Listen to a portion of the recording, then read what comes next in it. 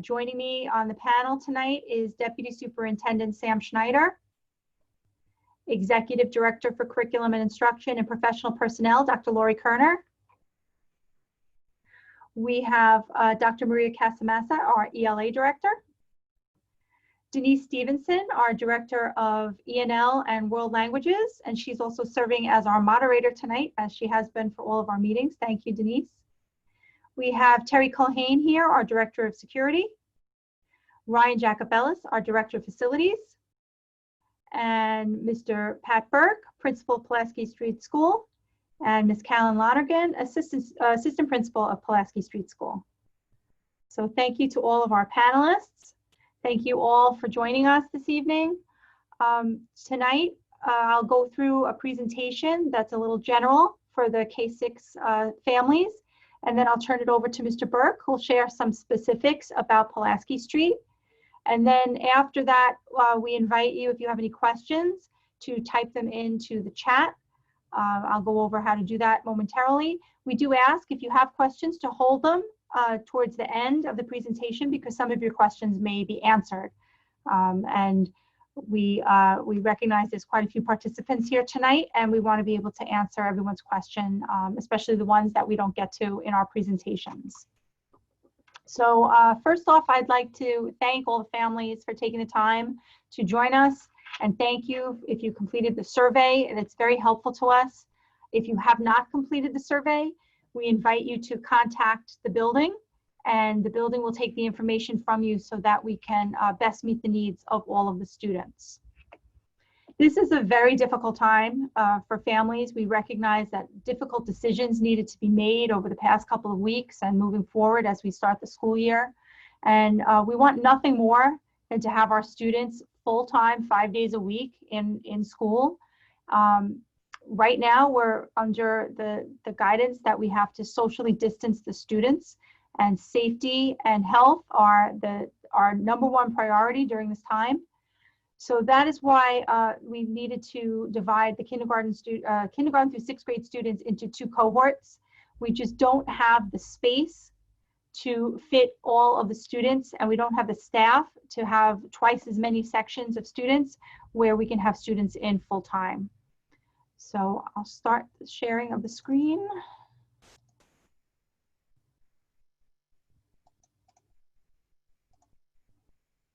Okay. So if you want to ask a question later on in the presentation, if you click on the Q&A button that you'll find at the bottom of the screen, if you're on a desktop or a laptop or a cell phone, if you're on an iPad, that button is at the top of the screen, and you'll type your question in, and later on we'll read the questions and provide responses.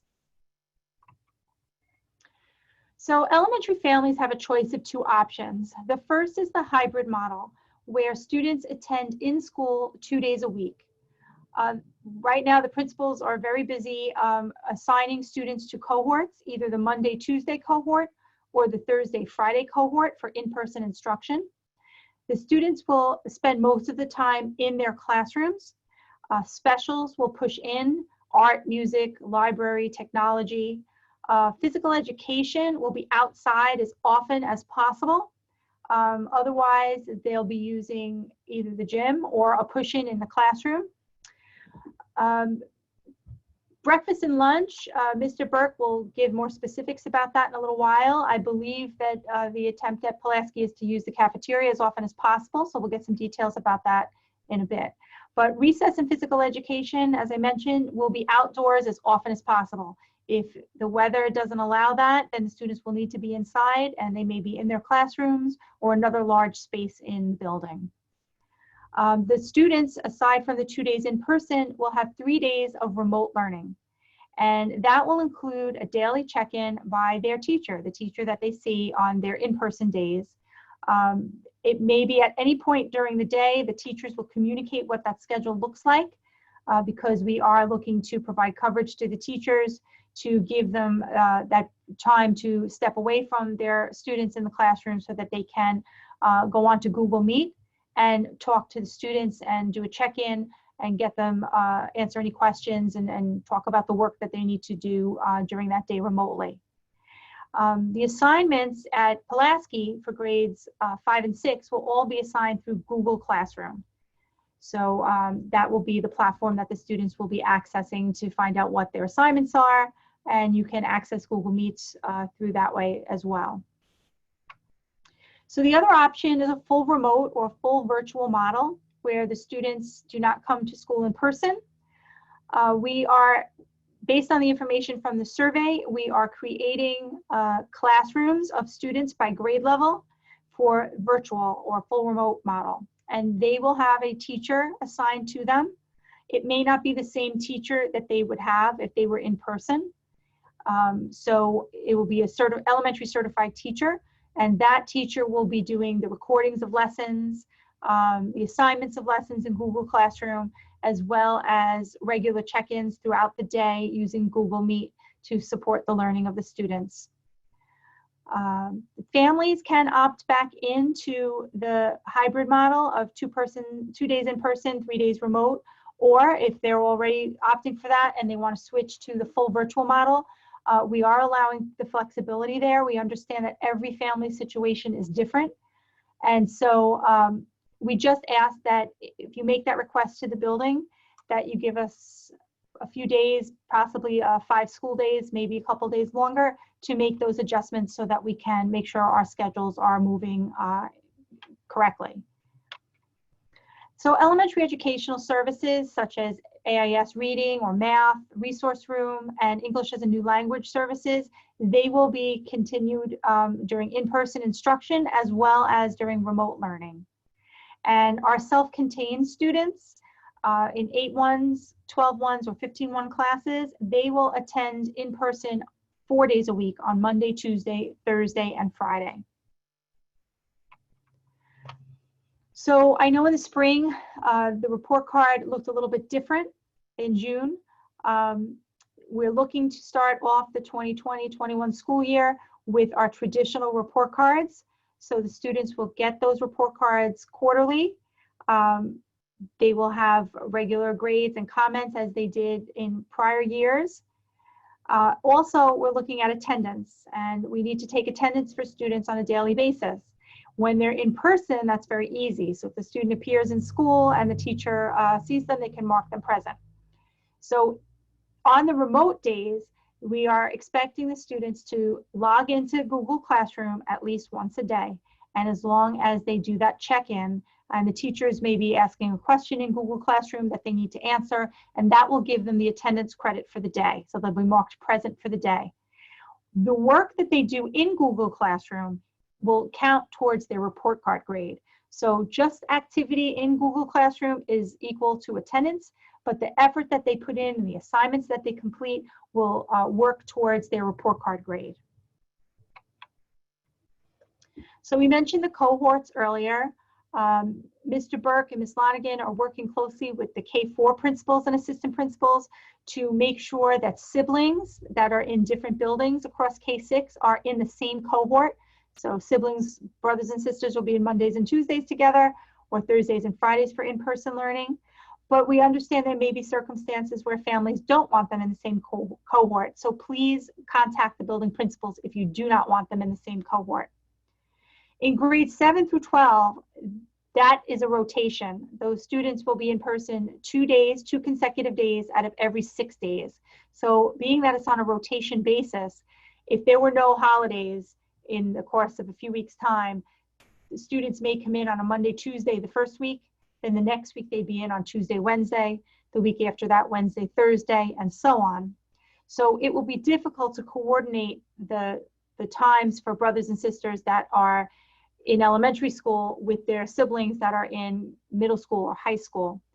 So something to consider if you have children in the middle school and the high school, and you also have an elementary student and you're concerned about supervision of your child, you may want to have your middle school student and your high school student on 2 different cohorts, because then the likelihood of one of them being home for your elementary student would be more likely. The cohorts in grades 7 through 12, for the most part, are determined alphabetically by last name. A through F in one cohort, G to N in another cohort, O through Z in a third cohort. But there may be some tweaking of that as the principals try to balance classes to keep the class sizes between 12 and 14 in person. That's what we're trying to accomplish in order to keep proper social distancing of the students 6 feet apart in the classrooms.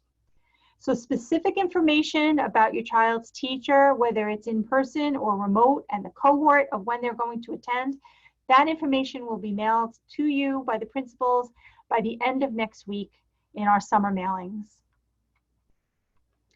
So we have information about mask protocols.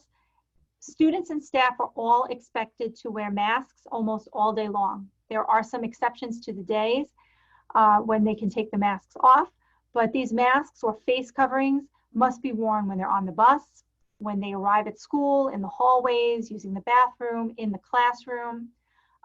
If they go to the cafeteria, they're going to keep them on when they're going to pick up their lunch.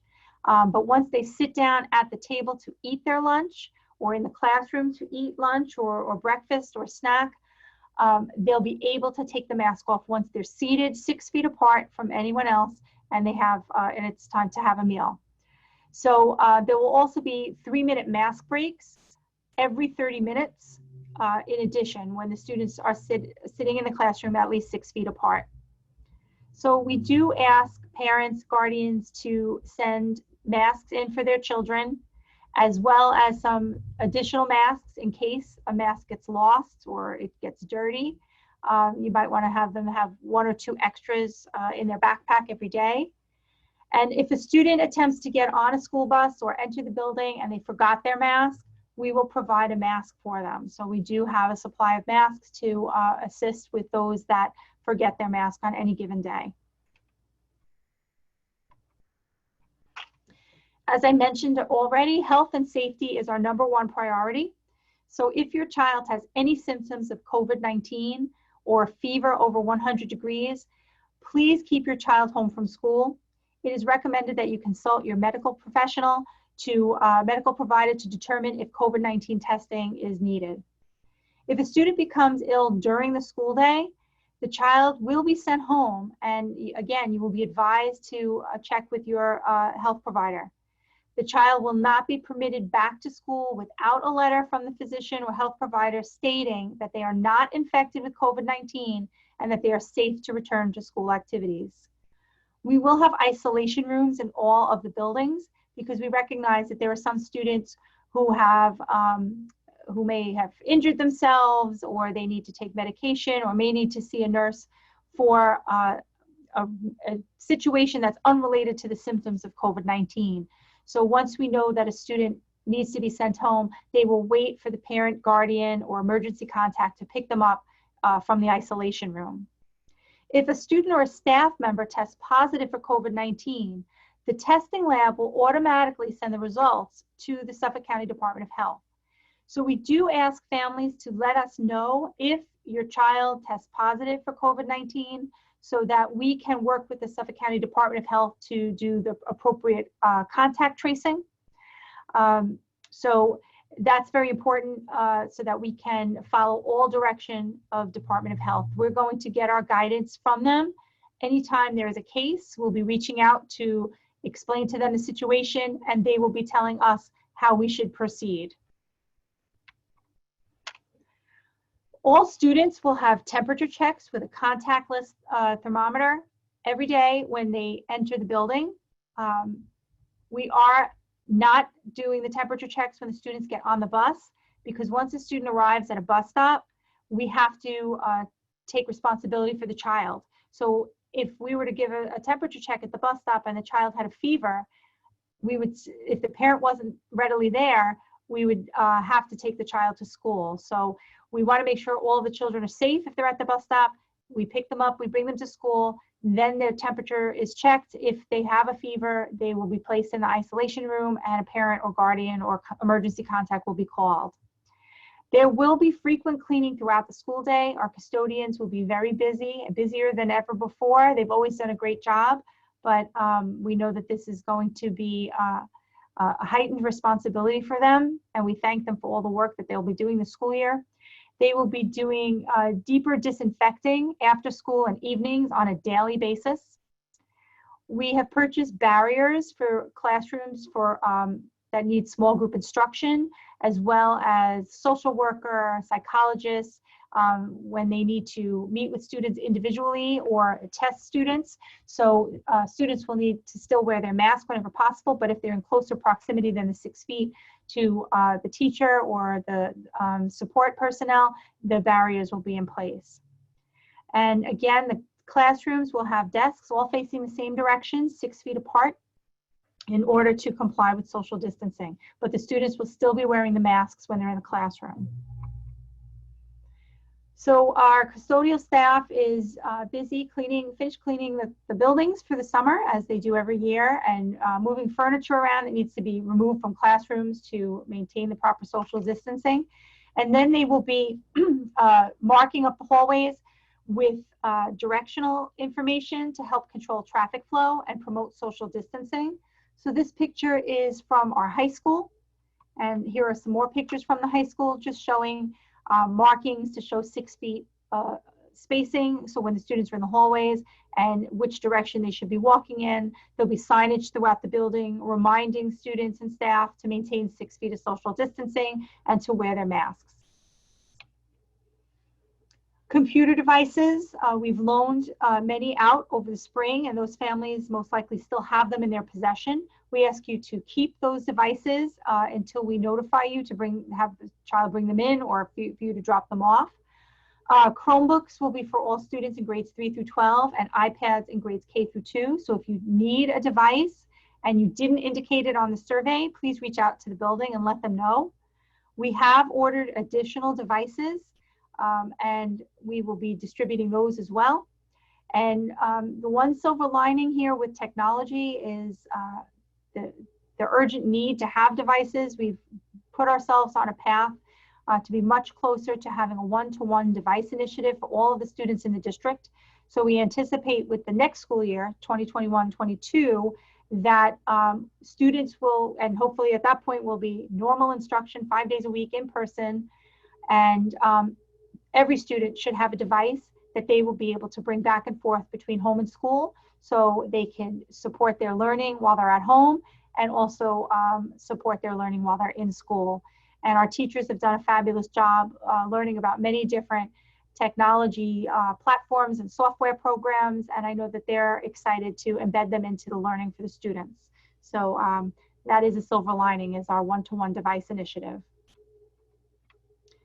So at this point, I'm going to turn it over to Mr. Burke and Ms. Lonergan, but if you have questions, you could start entering them. Click on the Q&A button at the bottom of the screen. Again, that's for a laptop, desktop, or cell phone. And for iPads, the button is at the top of the screen, and you type your question in, and we'll go through the responses in a little while. But again, Mr. Burke may answer some other questions that you may have. So Mr. Burke. Yes, so I'd like to start by just saying thank you.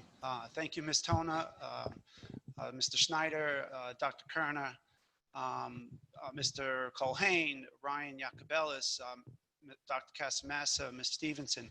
This platform is awesome, and I really appreciate this, and the community appreciates it, and the amount of time and energy that you guys have tirelessly put into numerous reentry meetings, I really appreciate, and I just want to say thank you for that. I also, before I begin, want to take the opportunity and say thank you to our chief custodian, Joe Jasinski, Kevin, as well as John and Nicole and Josh. Those guys have been doing unbelievable work. So we've been taking the guidance from all of our directors, and to create an environment that we're ready to open, we have a lot of things that were necessary within the classroom, walking through with our director of facilities and measuring out desks that are 6 feet apart, literally breaking down each classroom, taking tables out and taking shelves out and bookshelves just to have enough square footage so we can fit up to 14, at most 15 desks per classroom.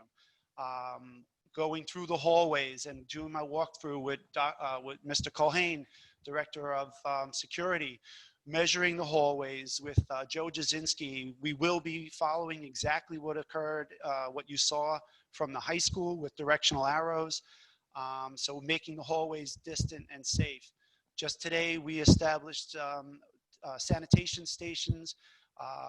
Joe and the custodial staff was placing new hand sanitizer stations throughout the building in the cafeteria. So, you know, it's just a matter of getting the building ready, ready to open. So lunch was mentioned, and it is true. Pulaski Street, we are going to be sending students to the cafeteria. We had to accommodate that on two ways. First, we created a brand new master schedule that included 3 lunch periods as opposed to the former 2 lunch periods. With that said, and the vision of taking our population, cutting it in half with a cohort 1, cohort 2, we have half the population. We are going to, and just picture this, for your child to eat lunch in the cafeteria, there will be 3 students per table. And in the past, we would have an entire class able to sit at one table. So just understand just the amount of space we need. So we can only sit 40 students in the cafeteria. When we do our lunches, we'll have a maximum of 70 students. So 30 will be in the auditorium, and we've spaced it out the same with tables in the auditorium. So we will have that opportunity for students that can go to lunch. During that time, the teachers have their opportunity to go to lunch. Recess. Recess is a discussion still underway. This morning's meeting, we had one mindset, but after further discussion, we're trying to figure out how to accomplish 6 isolated areas out on the playground that are designated for each class.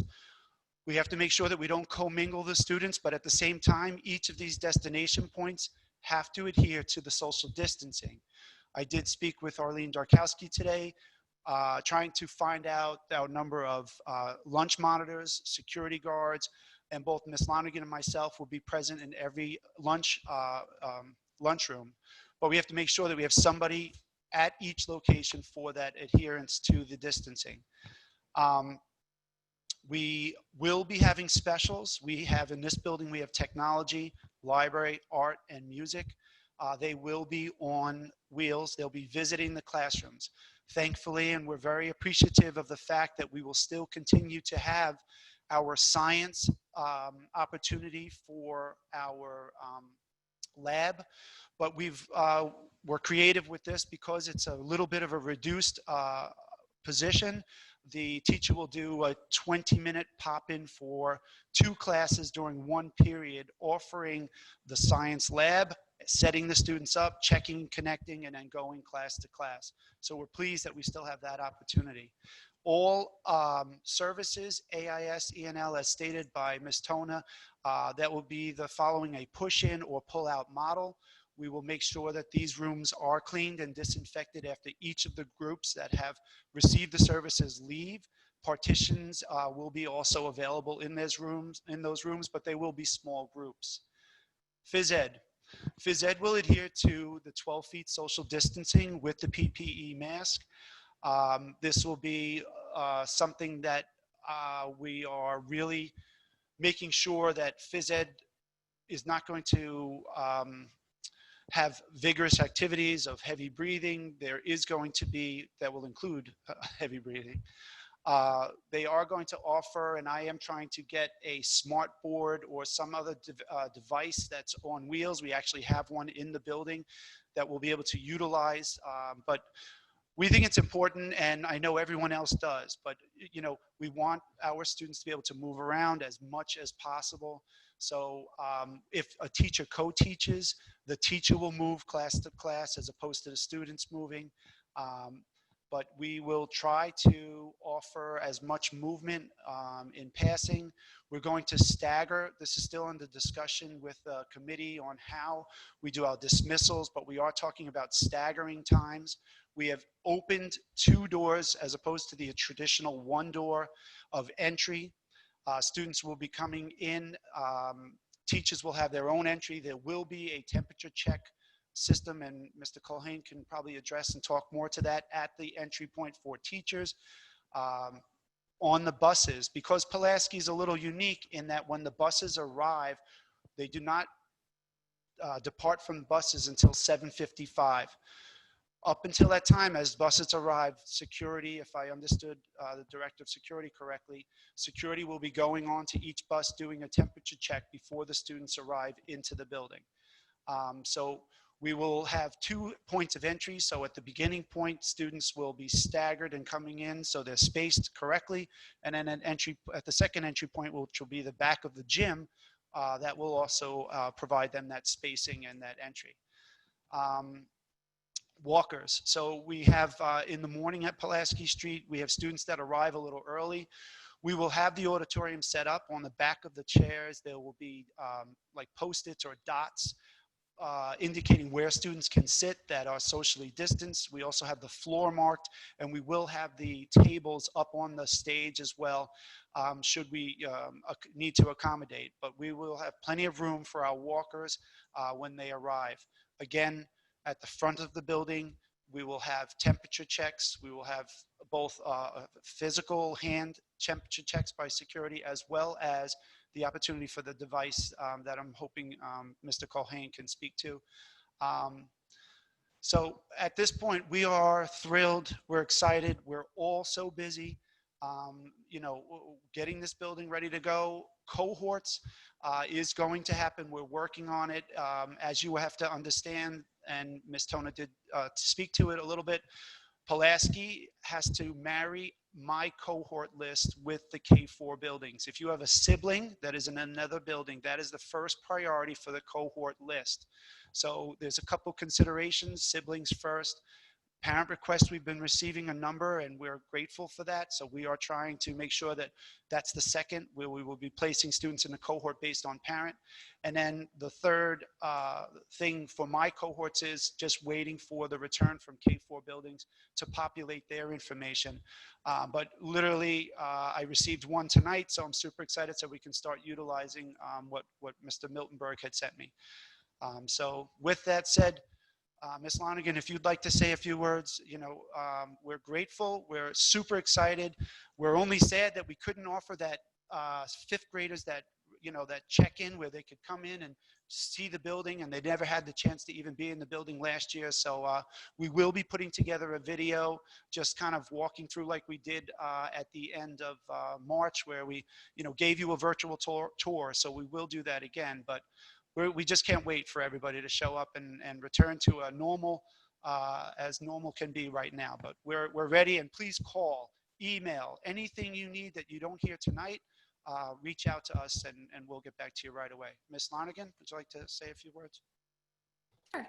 I think you pretty much covered everything. I'm so excited to meet everybody and to welcome everybody into the Pulaski family. Our incoming fifth graders, and to see our former fifth graders now as sixth graders. And we know it's not under ideal circumstances, but this too shall pass. And we're looking forward to seeing everybody.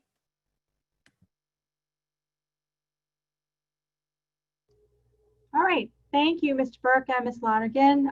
At this point, we'll ask Ms. Stevenson to start reading the questions that have been posed to us, and we'll all jump in and help you out with the responses. All right, so our first question is, if my child goes virtual, how long before he or she can re-enter school?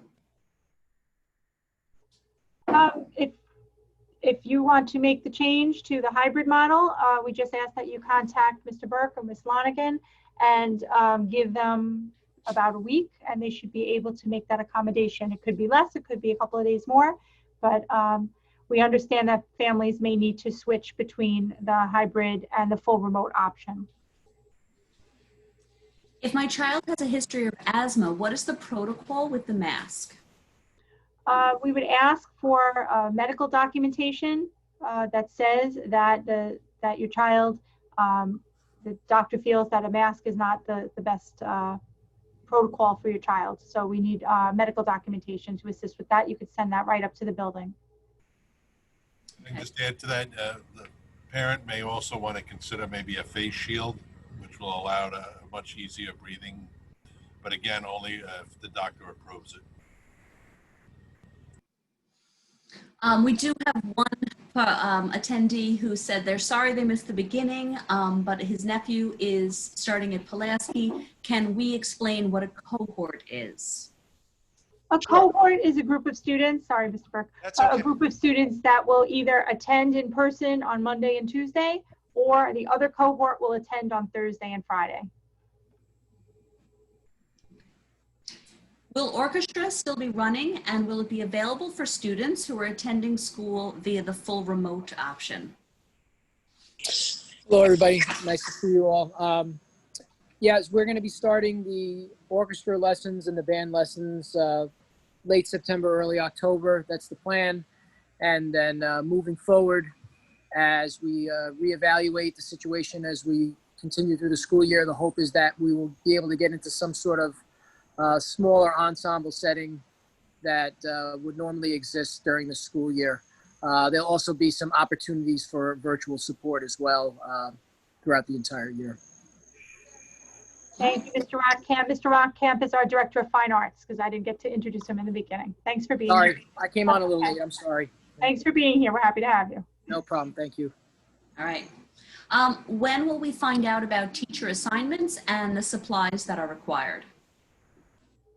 So teacher assignments should go out next week by Friday, the latest. We're hoping we can be wrapped up with our cohort designations. That's what we're really trying to focus on. But classes and assignments are done. We have received teachers' supply lists that we'll be attaching and sending those letters home.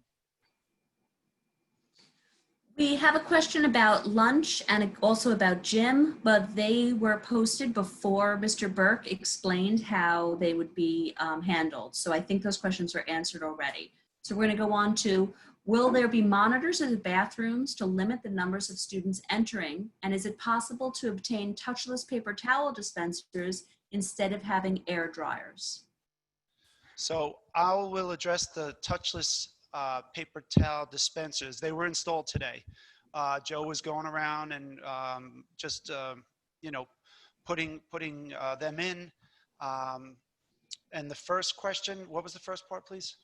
Will there be monitors in the bathrooms to limit the number of students entering? So at this point, Pulaski, we will not be having monitors, and maybe someone wants to speak to that, but I will say this, there will be a protocol and a request that teachers do send, you know, one student at a time. We have security guards that will be in the hallways. You know, myself and Ms. Lonergan are going to be present, so we will constantly have an eye and be vigilant as to who's in the bathroom or how many people are in the bathroom, but you know, given what we have, if I have, and I know in the beginning of the day, I'll have a number of teachers that I'll be able to ask to at least be circulating and being in the hallway. So that's how we're going to handle it.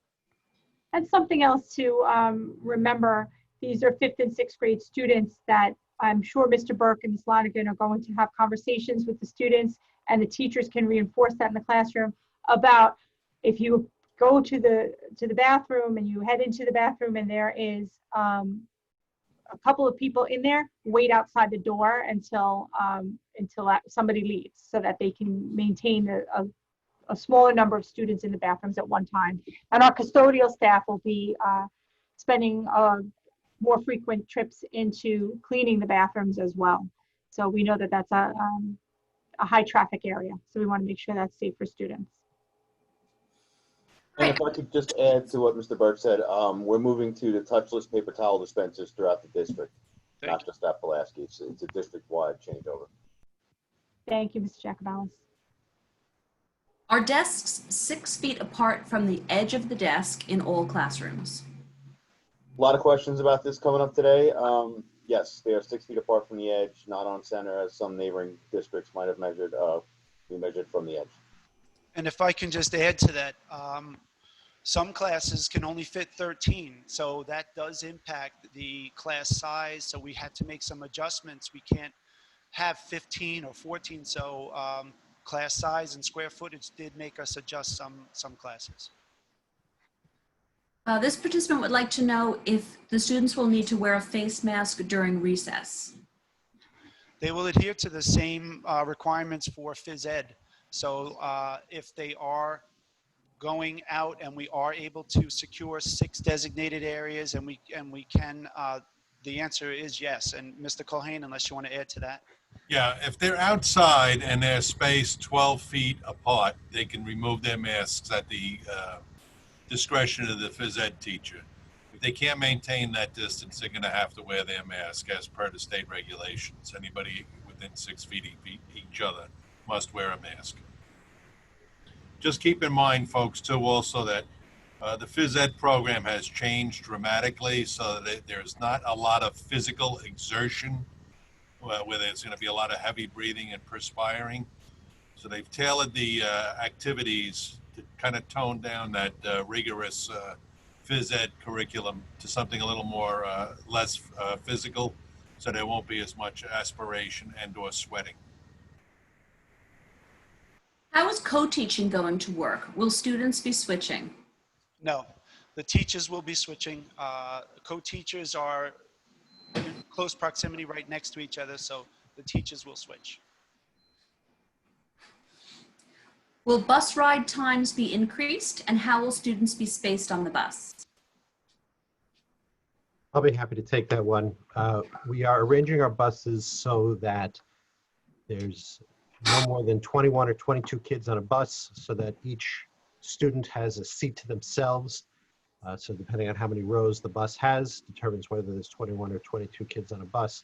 With this exception, if students in the same household are riding the same bus, we're going to have those students sit together on the seat, and thus we can put several more students on the bus. The runtime shouldn't increase. In fact, they probably will decrease a little bit because we're picking up fewer students. There's going to be an adjustment period in the beginning as we determine exactly how many kids are riding the bus, which days, whether some students are not riding the bus at all. So it will move a little bit in the beginning. Parents are going to be notified about bus routes through information from our automated dialer call, automated phone calls that are specific for each student, and also through the parent portal. We could just add to that, it's incumbent upon all of our parents to please make sure all your contact numbers are up to date, cell phones or home phones. As we run into that problem quite often last year, the numbers we had on file are not accurate or they've changed. So please, it's our only way to get a hold of you besides email, and we'd like to have accurate numbers so we can get the messages out to everybody in an accurate and timely fashion. Right. And just as a further follow-up to that, it's worth mentioning, students will be required to wear masks on the bus at all times. We're allowing students to have the windows open on the bus to increase ventilation when the weather allows it, but masks are mandatory on the bus. Our drivers will have disposable masks to give to students if they come to the bus stop without their mask, but all students will have to wear their masks for the entire time that they're on the bus. And that kind of leads us into the next question, I think, Ms. Stevenson, that you're asking, that you have up there. Sorry, If a student tests positive for COVID? Yes, I'm not sure what happened to that. Oh, there it is. I see it. So if a student tests positive for COVID-19 and rides the bus, not only does the entire class quarantine along with the teacher, but the students that are on the bus as well? Yes, that is correct. If a student tests positive, any close contacts of the students may be subject to quarantine. And again, this is in concurrence and conferral with the Department of Health. So if we pick up on it early enough, it'd just be the bus. If he continues on into the class before it's discovered or his test hasn't come in yet, yes, it's possible the entire class and teacher may have to be quarantined. Let me be clear, though, that a close contact is clearly defined by the Department of Health as being within 6 feet and for a period of at least 10 minutes. So casual contact is when you're walking past somebody that may be infected. You're just what they call a person under suspicion, if you will. But a close contact has to be, so anybody on that bus absolutely can be subject to a quarantine. The class, it all depends on the contact tracing and how the Department of Health guides us. Will hand sanitizer be available in the classrooms and lunchrooms, and/or will students be permitted to bring their own? So Ryan, you can answer that. I'll say I know that yes in the lunchroom, yes in the hallways, multiple hand sanitizer stations, classroom is going to be a yes, but Ryan, I think you have insight on bringing their own. Yes. As Mr. Burke said, there will be hand sanitizer stations throughout the building, in the cafeteria, outside the bathrooms, not one in every classroom, but near every classroom. You are allowed to bring hand sanitizer into the school building if you choose to do so.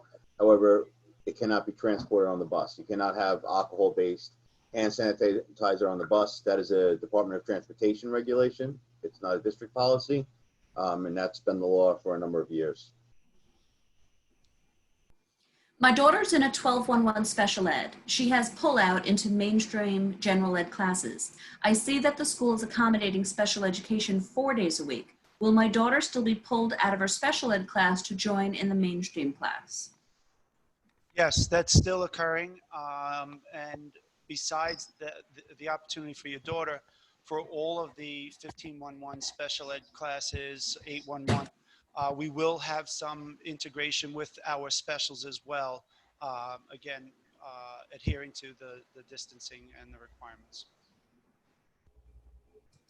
Will there be a morning care program available anymore? Do you know the status of whether Rascals after school care is available on in-person days? So I'm not aware of Pulaski having a morning care opportunity. Mr. Schneider may speak more to the aftercare Rascals. Sure. All right. So in the past, for morning care at Pulaski, it's been more of an informal gathering of students in the lobby. Obviously, that's not going to work this year. Mr. Burke, I believe you had mentioned to me that you have set up space in the auditorium, that students who arrive at school before the opening of the school day will be spaced out in the auditorium. That's correct? That is correct. Okay. The Rascals program is an aftercare program run by a private organization called Rascals. They are still working out exactly how that's going to work for aftercare. I would encourage parents who have students at Pulaski who are interested in Rascals to contact Carol Kirchhoff or whoever is their normal contact in the Rascals program to determine exactly how that would work. I know Rascals is trying to take a measure of how many students in each building are interested in its services. So please, if parents are interested in the aftercare Rascals program, please contact Mrs. Kirchhoff or one of her associates as soon as possible. Will middle school and Pulaski students be on the same morning bus? The answer is yes. The Yeah. buses for Pulaski and middle school will continue to be twinned in the morning, yes. Are arrival and dismissal times the same? Yes.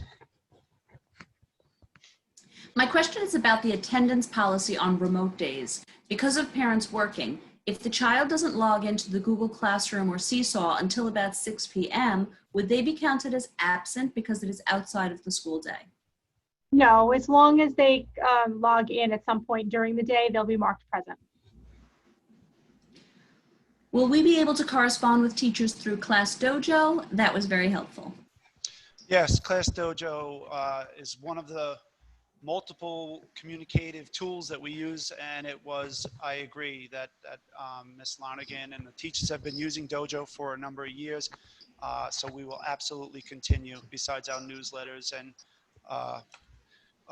Connect Ed calls and emails, so yes. We were already over capacity last year. How were we able to only have 2 cohorts with the amount of students we have in the building? It has to do with the number of students in a classroom and the number of desks we can fit in the classroom and still be socially distant. So our custodial staff and the building administrators, and Mr. Culhane, they have spent a lot of time this summer going through each and every classroom, determining what the capacity is for each classroom. And now the principals are looking at the results of the survey and putting the students into cohorts in the classroom so that everyone is socially distanced appropriately, based on the maximum number of seats that fit in that room. If a parent needs to switch cohorts, will they have the same teacher? If it's a choice between the Monday, Tuesday and the Thursday, Friday, they should be able to. I know Mr. Burke is balancing classes, so. Yes, I believe that would be possible. Yes. Will there be early morning orchestra? The goal is to eventually get to a point where we can get groups, kids together if social distancing or, the space or the area provides it. But that's something we'll have to see how things proceed, how the situation proceeds. Like I said, we'll be getting going with the lessons during the day by late September, early October, hopefully, and then we'll constantly be reevaluating the situation. And then another question for you, Mr. Rockamp. Will students be able to start an instrument and have lessons? Yes, if you're a child or you didn't, or as a parent, if you didn't get the opportunity to select an instrument yet and you're coming into 5th grade, there will be another round of recruitment. So no need to worry about that. The music teachers will be reaching out again to do another round of recruitment during the month of September. Was it mentioned whether students can purchase lunch or do they need to bring their own lunch? Well, there's no purchasing lunch at Pulaski because breakfast lunch is provided to all students for free at no cost, regardless of their family's ability to pay, because the building is on the community eligible provision program. So obviously students can bring their own lunch and breakfast if they wish, but food is available in the cafeteria for all students at no cost to them or their families. Will students have access to Google Classroom before the first day of school? If they have access, they won't see anything in the Google Classroom. It's probably the same login that they used last year to just get into Google Classroom, but the teachers need to set up the codes and roster the students in order for the students to have access. What role will psychologists and social workers play in social and emotional well-being for all students?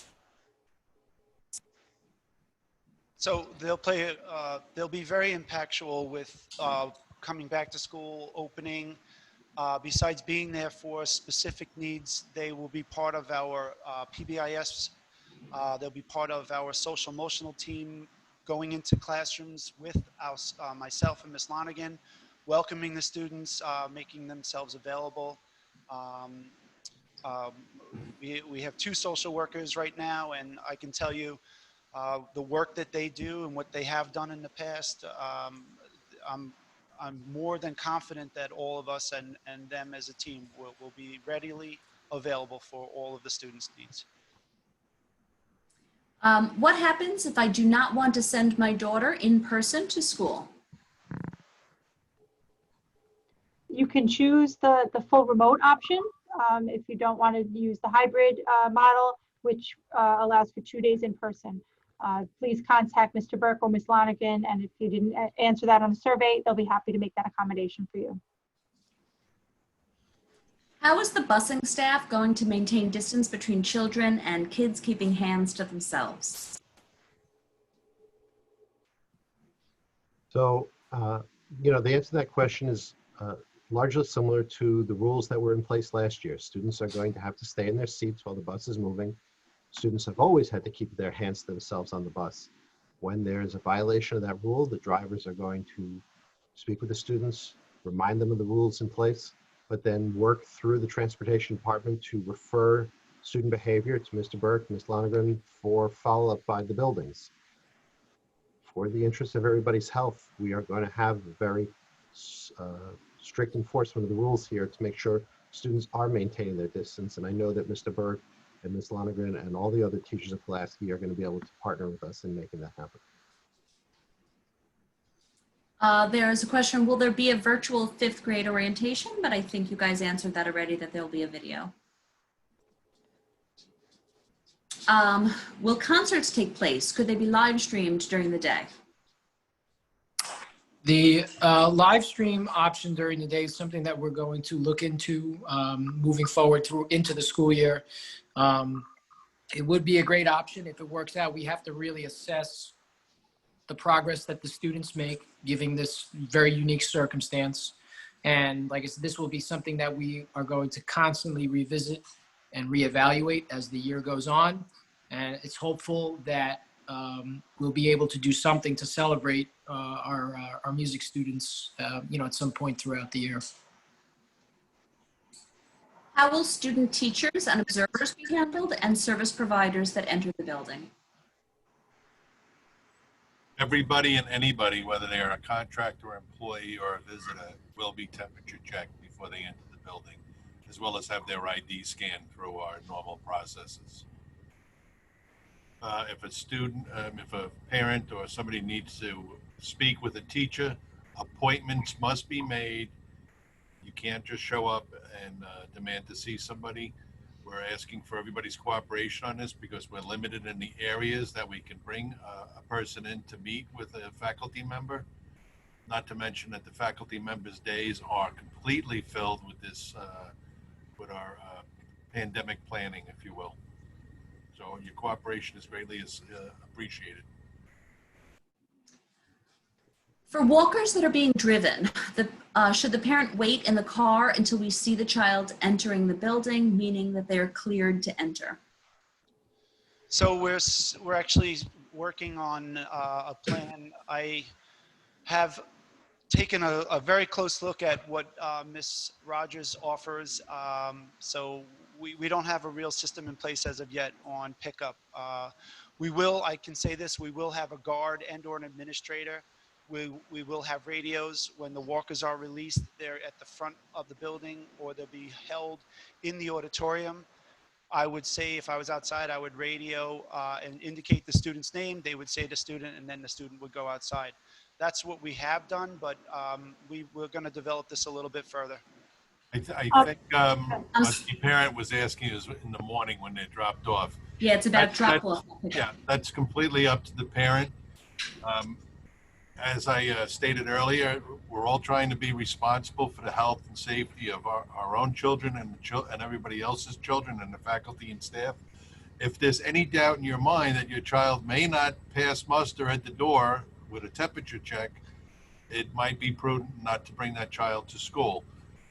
If you choose to wait to see if your child has been admitted into the building, we would ask that maybe you pull around so that the next person can pull into the driveway to drop off their children safely and we don't back up out onto Griffin Avenue.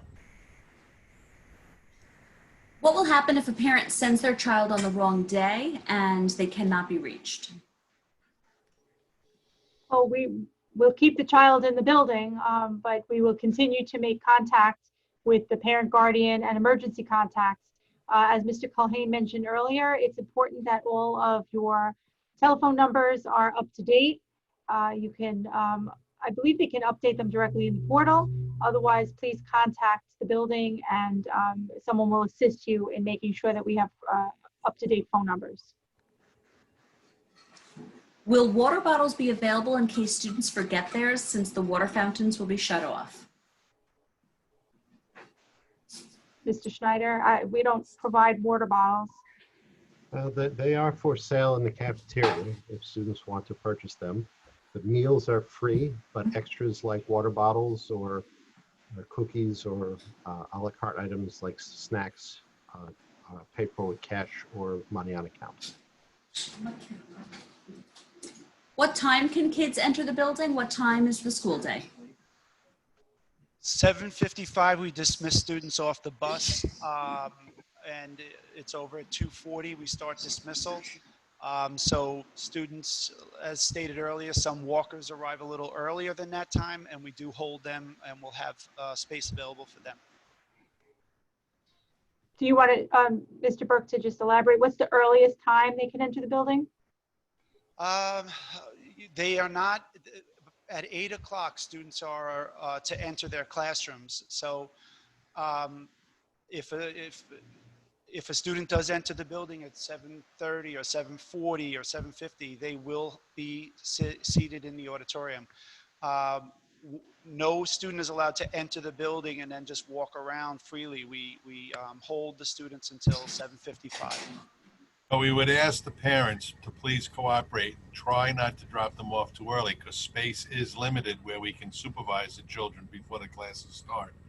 So if there's we understand that there's work constraints and so forth, but please try to cooperate with us a little bit because we are limited in space so that we can supervise the children when they do come in early. There's only so many kids that we can fit into the auditorium. Thank you. Will there be guidelines in the student handbooks for students that engage in COVID-related bullying, such as mask taking or deliberate coughing on students? Yes, our code of conduct has been upgraded to specifically address some COVID-related issues, but the regular code of conduct is still in effect. So any type of bullying, whether it's cyber, COVID-related, physical, verbal, mental abuse, or bullying is not tolerated, as always not been tolerated in our code of conduct. How will fifth graders be eased into the day on day one in person? None of them know where to go or what to do. Well, we have created a virtual video that we had put out once before. This second virtual video tour of the building is going to focus on the first day, what it looks like, if you're getting off the bus. So we will literally try to walk through each of the things expected for the fifth graders. We'll be putting a Connect Ed call out to the incoming fifth grade families as well, just to them with information on the release of the video, and do all that we can to ease this transition for them because, leaving the K4 coming into Pulaski is a big move. But I can tell you, and this, Ms. Stevenson, every teacher is going to be out there with a smile. Everyone's going to be so happy to see these students, and they'll receive the warmest welcome. We have some phenomenal families in this community that are willing to decorate the front of the building and really step up and try to make this just a magical place as best as we can. So we're going to do all that we can to make sure that first day is special. If my child is in Group B and does not start in-person learning on the first day of school, are they expected to log in on the first day or do they wait for their first in-person day? All of the students elementary will be in on that first week. So September 3rd is the first day for the Monday, Tuesday cohort group, and Friday, September 4th is the first day for the Thursday, Friday cohort group. But there will be information sent home prior so that students can log in on as of day one for remote learning. If there's one case of COVID-19 in the individual building, will the entire school close or will certain staff and students isolate outside of the school? Did we lose Mr. Colhane? No, I'm not. I think we've kind of covered. Oh, I'm sorry. Okay. Do you want me to repeat that? Nope, I can read it. All right, if there's a confirmed case, once again, we're going to get notified by the Suffolk County Department of Health, depending on how the testing was done. If it was done through a lab, they're going to know first before we do, unless, of course, the parent notifies us. If it's a rapid test, we're going to depend on the parent or the guardian to please notify us immediately so that we can notify the Department of Health and get the contact tracing protocols in place and safeguard the rest of the students and or staff or faculty that may have come in contact with that child. Does it mean that we're automatically going to quarantine the school or shut down an entire school? No. We are going to be guided by the protocols and the procedures and the direction of the Suffolk County Department of Health at that juncture. I requested that my two children be in different cohorts on the survey. They are both in different schools. Do I still need to email the principals to let them know that I want my children in different cohorts? Are they making the cohort placements based on the information submitted in the survey, or was that strictly informational? They're making the decisions based on the information in the survey. So that should be sufficient. But it's okay if you want to follow up with an email to the principals. When will students have opportunities to socialize with their friends? Well, We will, like I said, we'll do all that we can by offering lunch in the cafeteria, although there will be sitting at the 3 feet apart. Gym classes, it'll be limited, but it'll be a lot better, or it'll offer more opportunities if they're in the building. And again, the restrictions that we have on this type of socialization is, you know, CDC and health department. So we'll do the best we can. We are, you know, offering mobility through the hallways, gym classes, and lunch and recess. But again, recess will be still worked on in designated areas. And just They'll to still be able to talk, you know. Yes. Lunchtime, they'll be able to talk. They'll be 6 feet apart, but they'll be facing catty corner from each other at their lunch tables. And at gym, they'll be able to talk and scream and run and play. So there'll be plenty of time for socialization, and whatever the teachers allow in their classroom, there may be conversations that are had or discussions, I'm sure. Any meds that need to be given during the school day?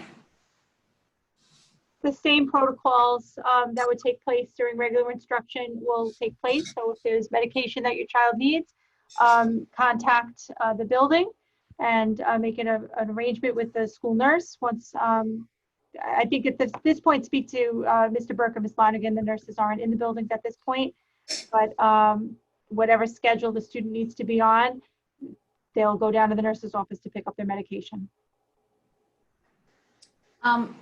There's a question about the health screenings and how that's going to be handled. I think Mr. Culhane. How will the health screenings be handled? The health screenings, the families will be getting a automated robocall every Sunday, and they'll be prompted to answer 4 questions. Based on the answers, if there's a yes answer, it'll prompt you to follow some other directions. I will also be looked at those in the morning to make sure that we followed the protocols as set forth on the robocall.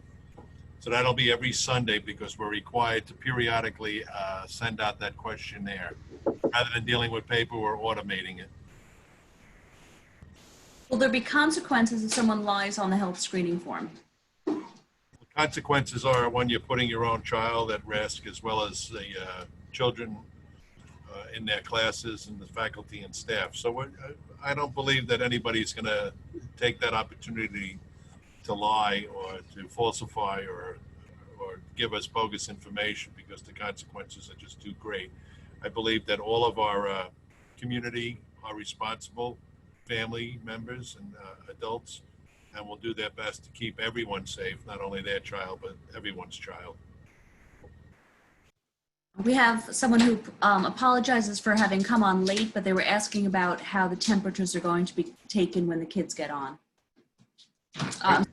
They're asking about the temperatures being taken on the bus, but.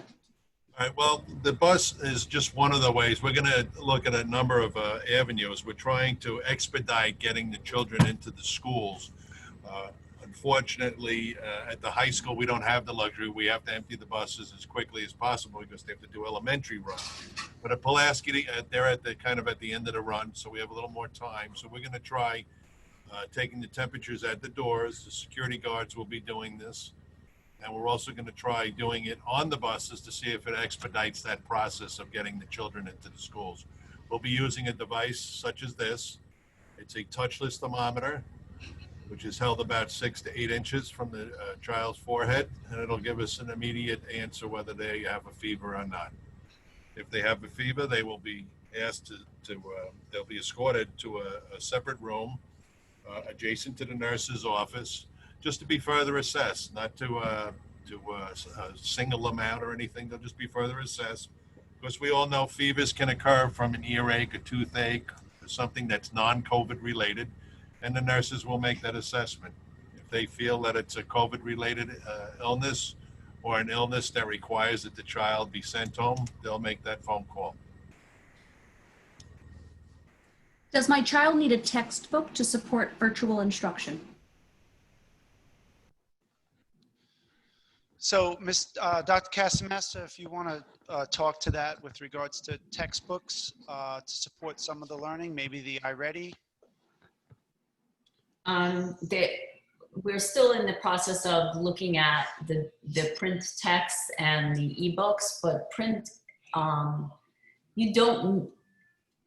you might not need a textbook, because if you're doing virtual instruction, you're on a computer, and we do have a lot of access to a lot of ebooks. We have News ELA, we have Learning A to Z, which are virtual texts. So we will have print books in the classroom, is that correct? But we have to quarantine them, am I saying that correctly? Yep. Yeah, so if you're doing virtual instruction, you know, as far as ELA is concerned, you probably will be doing most of your work on the computer with ebooks.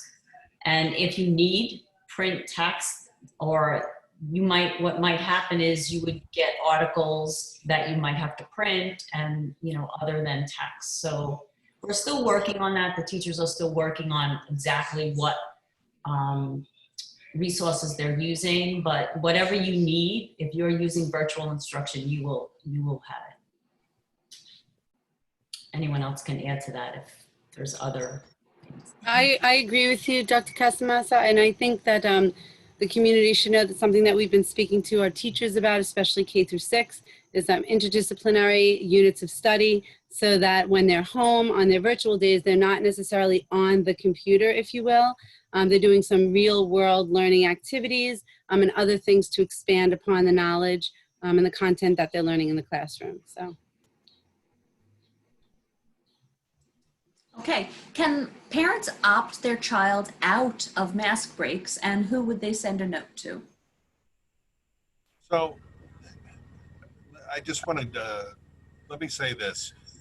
The committees that were set up these were very hard decisions to come up with, and these rules and procedures that we have been asked to come up with.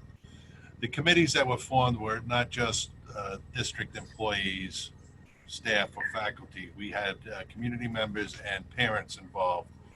And the whole issue with the masks, which I know is a hot button issue, decision that everyone wears a mask at all times in a school or any of the district offices was not an easy decision to come to.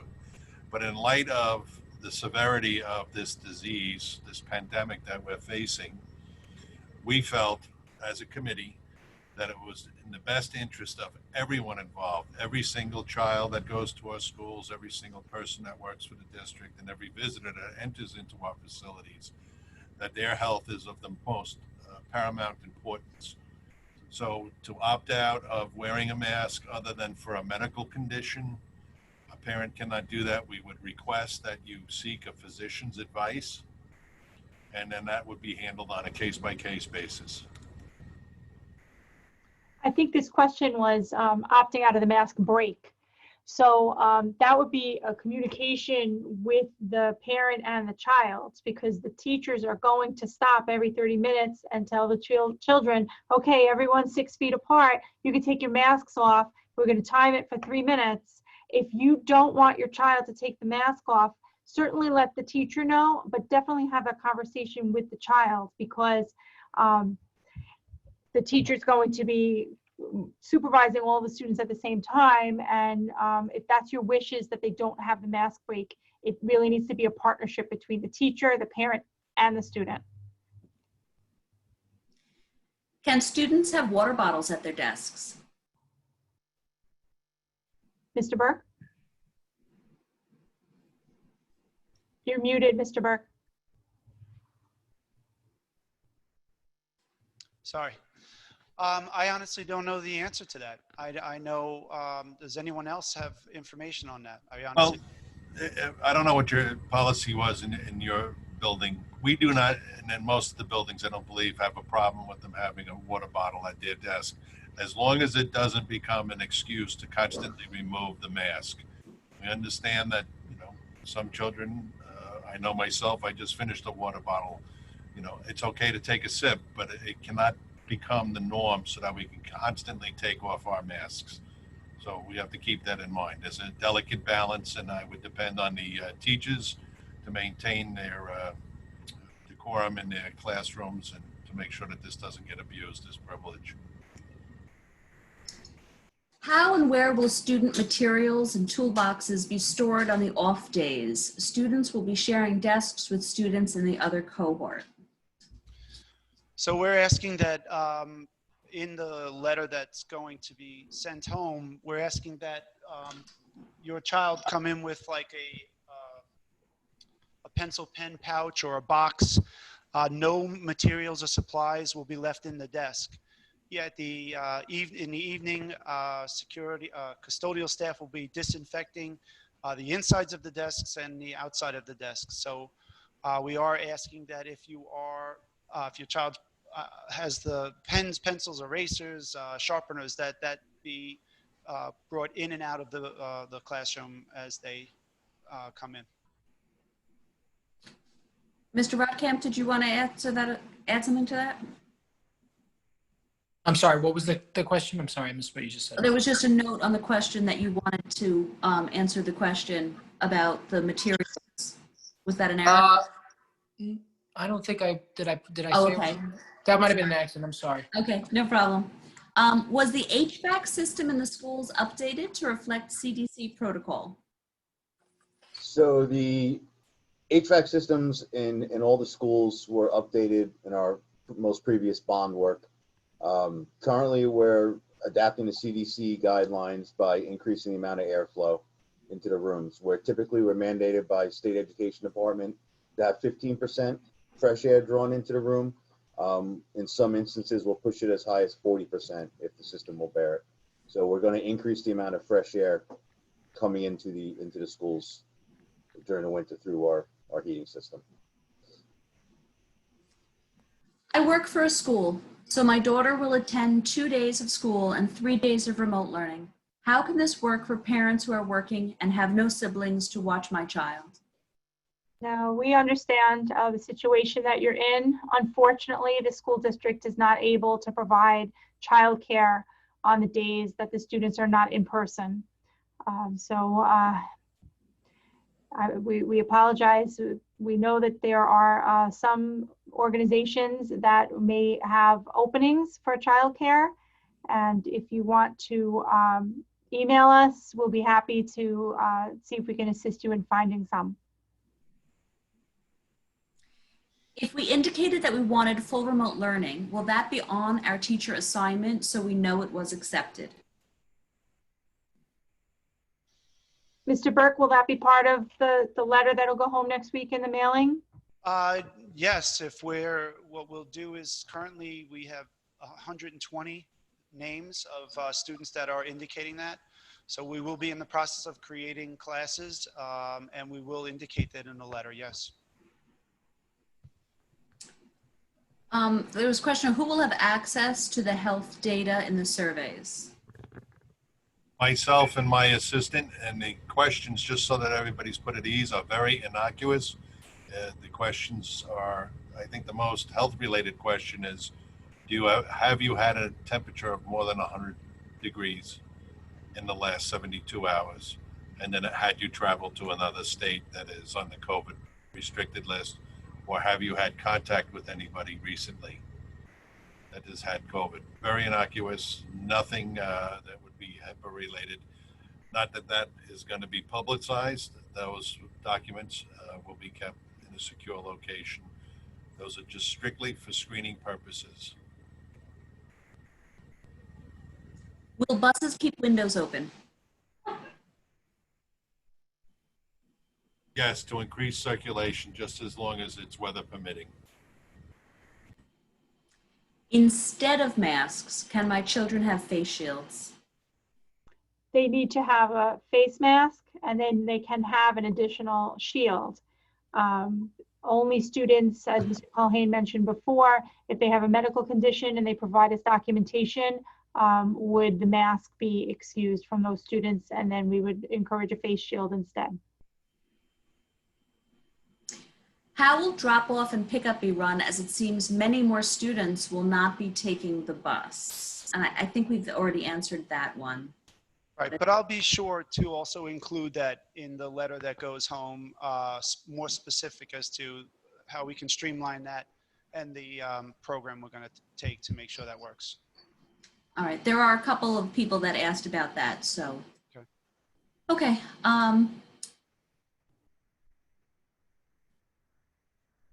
Can we donate water, especially at the beginning of the year? It may be hot and kids may not have the money to purchase.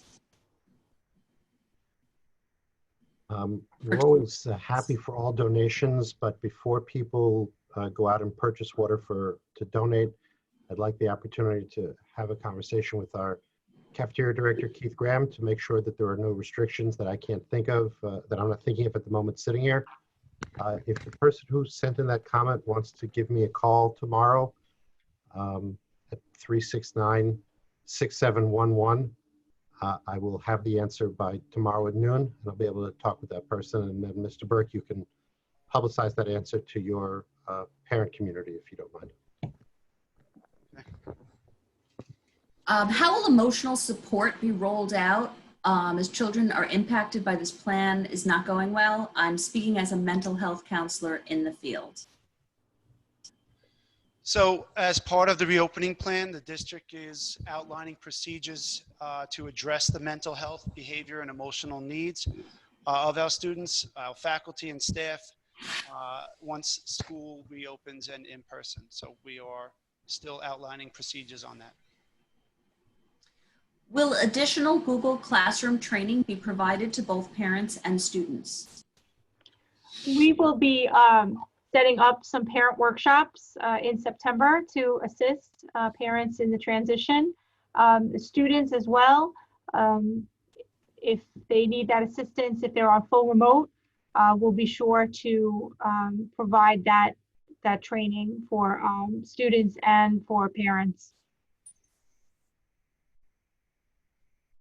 Will there be an open house this year? All of the open houses will be virtual. We cannot accommodate all of the people to come into the buildings, unfortunately. So I know that they're all scheduled for September and October across the district. So we did make the decision that they'll all be virtual. If a student or a staff member tests positive for an illness that produces COVID symptoms, for example, strep throat, do they need to produce a negative COVID test in addition to a positive strep or flu test? The answer is no, they don't have to produce a negative. As long as their physician indicates that the illness is the flu or strep as indicated here or some other cause of the fever, that's fine. Obviously, if they have strep or the flu, they shouldn't be coming to school anyway. Thank you. Where and when can parents pick up Chromebooks? We'll be getting information out to families once the school year starts. We're not going to be ready for distribution until the first week of September. Will there be parent conferences? Parent conferences right now are scheduled for December. Should we be back to full instruction, then we could have in-person parent conferences, but otherwise we will have virtual parent conferences. But either way, the parent conferences will still take place. Can cloth masks be worn or does it have to be a disposable face mask? It could be either. Cloth or disposable is fine. During mask breaks, will it be quiet time? We wouldn't want talking and laughter to encourage airborne germs. That is correct. That's what we're encouraging, quiet time. Referencing the HVAC question previously asked, how often will the district change the filters in the units? And the bond was several years ago. Do the HVAC systems still meet CDC guidelines? Yes, they still meet current CDC guidelines as well as SED guidelines. And depending on how much more fresh air we'll be pulling into the building will dictate how often we have to change the filters. And also filter changes are seasonal. You know, we do a lot more in the spring and the fall than we do in the middle of the winter or the middle of the summer. So I can't give an answer on the frequency of the filter changes as needed and what the system shows us. Will the teacher who teaches the class be the same teacher who is doing the virtual learning? For the students in the hybrid model, yes. So the teachers will be recording lessons on Wednesdays to put out on the remote days for the students. When they have the students in person, they'll also be talking to them about the activities that they need to complete over the next 3 days of remote learning. And there will be a live check-in daily on the remote learning days as well for the students that are on the hybrid model. And finally, when will this plan be reevaluated? We're constantly reevaluating this plan. We've been doing it all summer, and we will continue to do so once the school year begins. We're very excited for the school year to start so that we can see the plan in action. We know that there is no substitute for full-time, in-person, 5-day-a-week instruction with teachers and students interacting. So we will be having conversations, as we did last spring, with different committee members again, so we can take a look at what the practices that we're doing and can things be improved. We're always looking to do the right thing for our students. All right, I think that's the last of our questions. So, on behalf of everyone here on the panel tonight, we thank you for participating. If you have any additional questions, feel free to reach out to the building principal or assistant principal in any of the buildings, or anyone on this panel. We'll be happy to assist you with any questions that you have. And we wish you and your family an enjoyable end to the month of August, and best wishes on a successful, or as successful as it can be under these circumstances, school year. So thank you all. Have a good night. Thank you, everybody. Good night. Thank you.